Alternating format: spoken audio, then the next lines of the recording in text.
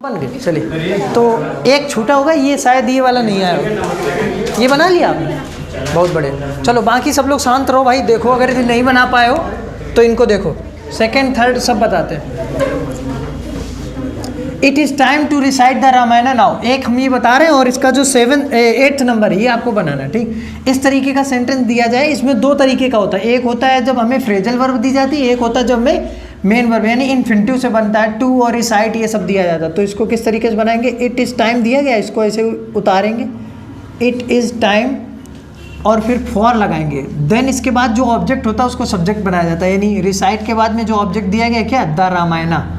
यहाँ पर जैसे ये लिखा है उसको पूरा ऐसे उतारो, और यहाँ टू लगा, यहाँ पर क्या हो जाएगा? फॉर, और जो ऑब्जेक्ट होगा उसको आपको आगे ऐसे लिखना होगा, द रामायणा।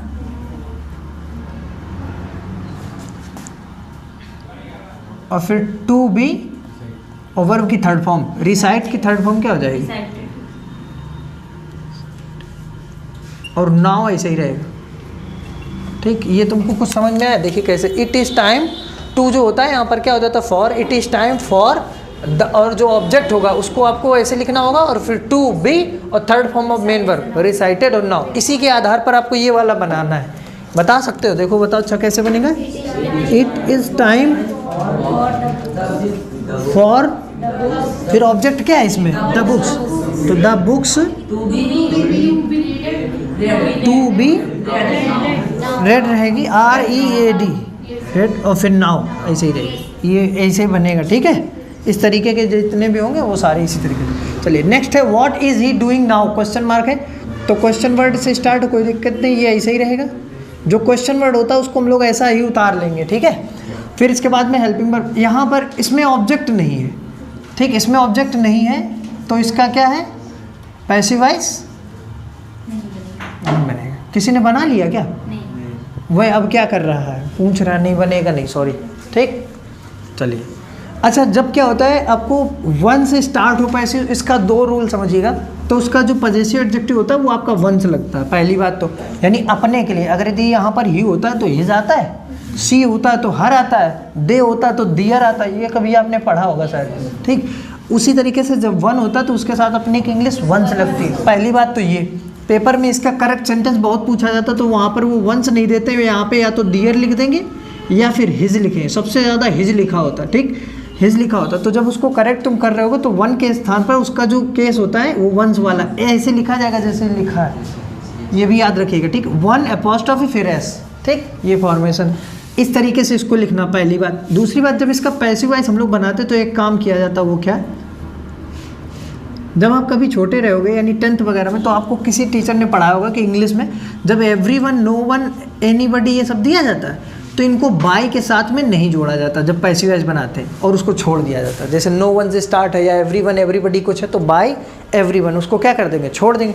तो ये जो वन वाला कॉन्सेप्ट होता है इस वजह से इसको छोड़ दिया जाता है। तो हम लोग इसमें ऑब्जेक्ट है, देखो इसमें यहाँ पर ये हेल्पिंग वर्ब है, ये मेन वर्ब है, ऑब्जेक्ट आपका ये है, ठीक। और हम आगे लेकर के आएंगे तो ये कुछ इस तरीके से बनेगा, पहले आप समझेंगे इसको। वंस, प्रोमिसेस, और शुड दिया गया मॉडल वर्ब है तो शुड बी हो जाएगा, शुड बी, और third form of main verb keep की थर्ड फॉर्म क्या हो जाएगी? Kept, kept. फिर हम लगाएंगे बाय, और इसके बाद में वन। ये तो हमारा पूरा बेसिक तरीका था जिसके आधार पर हमने इसको बनाया है।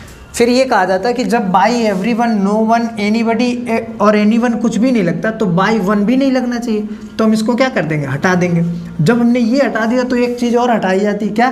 कि जो इसका एडजेक्टिव था यानी वंस वाला जो था उसको भी क्या करना पड़ेगा? हटाना पड़ेगा। तो पूरा पैसिव सिर्फ इतना ही आपका सही है, ये ऐसे बनेगा, ठीक। अगर यदि इसी के आधार पर अगर यदि हम आपको अगला क्वेश्चन दें कि वन शुड हेल्प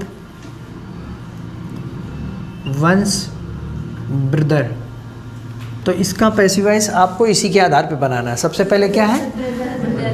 तो इसमें जब आप बनाओगे तो कैसे बनेगा? ये ब्रदर आगे आएगा, फिर शुड बी हेल्प्ड। अब आप अगर यदि इसमें बाय करोगे, बाय वन करोगे तो हमने बताया by everyone, no one, anyone, ये जो होता है इसको लिखने की कोई ज़रूरत है नहीं। तो जब वो नहीं लिखते तो वन भी नहीं लिखते। जब ये नहीं लिखोगे, वन नहीं लिखोगे, तो उसका पजेसिव एडजेक्टिव भी नहीं लिखा जाता, तभी वो हट जाएगा। और सिर्फ इतना यही है, यही आपका पैसिव। नेक्स्ट है flush out the terrorist from the country. Sentence जो है वो मेन वर्ड से स्टार्ट है, अर्थात ये सेंटेंस इम्परेटिव है।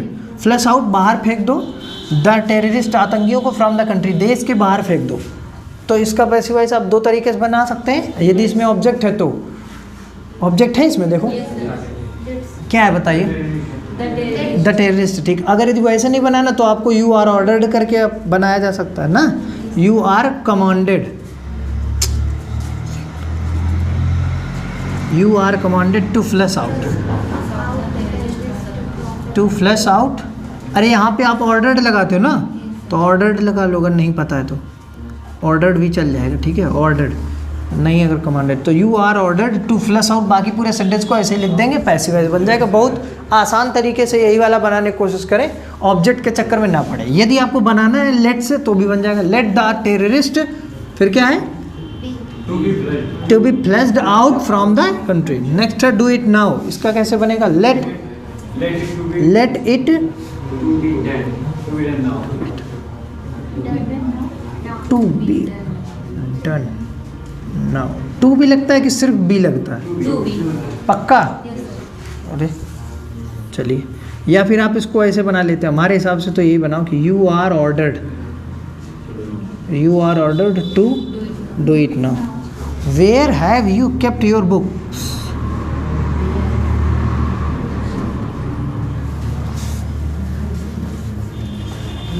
बताओ अच्छा कैसे बनेगा इसका, कोई बना सकता है? वेयर को ऐसे ही रखेंगे, कोई बात नहीं। योर बुक्स है तो हैज़ या हैव के हिसाब से आ जाएगा, तो यहाँ पर आएगा हैव योर बुक्स, फिर बीन, केप्ट तो वही रहेगा, been kept by you, last में क्या लग जाएगा क्वेश्चन में। नेक्स्ट है he may send his servant, वह अपने नौकर को भेज सकता है if he does not come. तो जब इस तरीके से हो कोई तो भी नहीं लगेगा, देखा है तुमने? हाँ ये नहीं लगता है, वही केवल भी लगता है, तुम ही लोग कह रहे तुमने लगा दिया, हम तो नींद में हैं, हम तो पढ़ा का। Let it be done now, और भी कहीं गलत कर दिया है, कहाँ पर, लेकिन हमने उसको बताया ही नहीं था। ठीक है चलो यार भाई, आप लोग देख लेना इसको जरा। तो you are ordered to flush, ordered से बना लेना इसको। He may send his servant comma if he does not come. जब इस तरीके का सेंटेंस दिया रहता है बताएंगे, बताओ कोई बताओ भाई। इफ़ जो क्लास होती है, अगर यदि इस तरीके से अगर दिया जाए तो उस वाले का पैसिव नहीं बनेगा, पैसिव सिर्फ इतने का बनाया जाता है। तो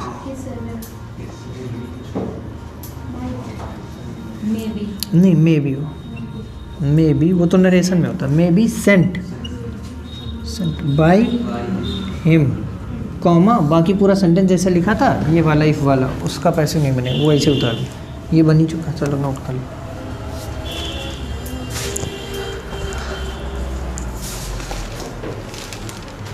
नहीं तक ये ऐसे बंद हो जाता है।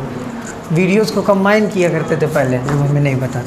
तो the boys were reading novels, इसका पैसिव वॉइस बनाना है तो देखो ये हमारी हेल्पिंग वर्ब है, ये मेरी मेन वर्ब के साथ आईएनजी, ये ऑब्जेक्ट होगा।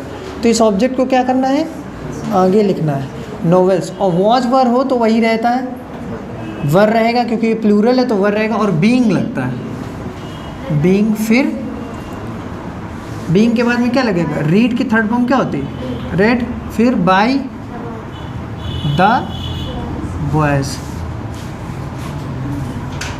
नेक्स्ट बताओ तुम, बोलो। मदन राइट्स अ लेटर, इसका पैसिव वॉइस कैसे, a letter is written bye,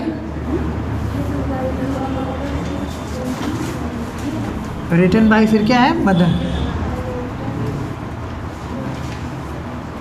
चलिए नेक्स्ट है tourist often throw coins in fountains, ये कैसे बनेगा, ये वैसे बना दो। टूरिस्ट मतलब होता है वो जो टूर करने के लिए जो नहीं जाते, वही। ऑफन मीन्स प्राय, थ्रो मीन्स फेंकते, कॉइन्स मीन्स सिक्कों को, इन फाउंटेन्स, फाउंटेन्स को मतलब यहाँ पर झरने से, या हम ये समझ जाए हैं झील वगैरह, वही नदी वही सब, तो उन्हीं में फेंकते हैं। जब उनकी बस वगैरह गुजरती होगी कहीं ऐसी जगह से, अच्छी जगह, तो वहाँ पर सिक्के फेंक देते हैं। जैसे नदी से कोई निकलता है ना पुल से, तो बहुत सारे लोग देखना यहाँ पर सिक्के फेंक देते हैं। उसका रीज़न बताइए क्यों फेंक देते हैं। ऐसे करके नज़र उतार के नहीं, ऐसे नॉर्मली लोग फेंके, ऐसे फेंके। उसका रीज़न ये होता है कि हम नदी के क्या है, कर्जदार हैं, जो उसने हमें यहाँ से निकलने दिया। ठीक है, ऐसा ऐसा कुछ है। टू इट एट वंस, तुरंत इसको करो, मतलब तुरंत करो। तो ये हो जाएगा यू आर ऑर्डर्ड टू, बाकी पूरा सेंटेंस ऐसे ही रहेगा। ठीक है भाई, क्षमा करें, आप दवा नहीं खाएगा, तुम लोग थोड़ा सा मैनेज कर लेना। ठीक है बच्चा। His behaviour waxes me at sometimes, उसका व्यवहार मुझे चिंतित करता है, कभी कभी परेशान कर देता है, मैं चौंक जाता हूँ। तो आई इसमें सब्जेक्ट है। ठीक है, I am vexed at his behaviour sometime, तो ऐसे ही रहेगा।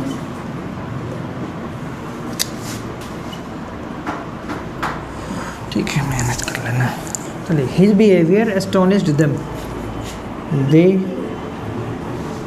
वर एस्टोनिश्ड एट हिज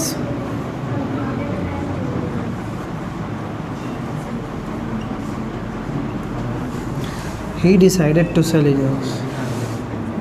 It से बन जाएगा ये, it was decided by him to sell his house.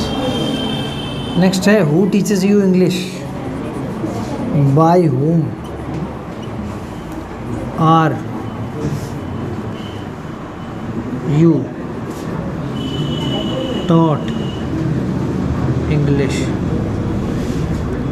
Question mark, इसमें भी question. It is time to remain career conscious, it is time for career conscious. अरे यार,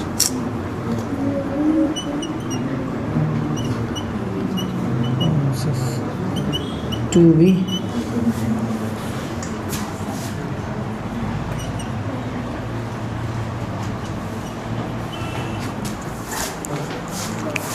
बस।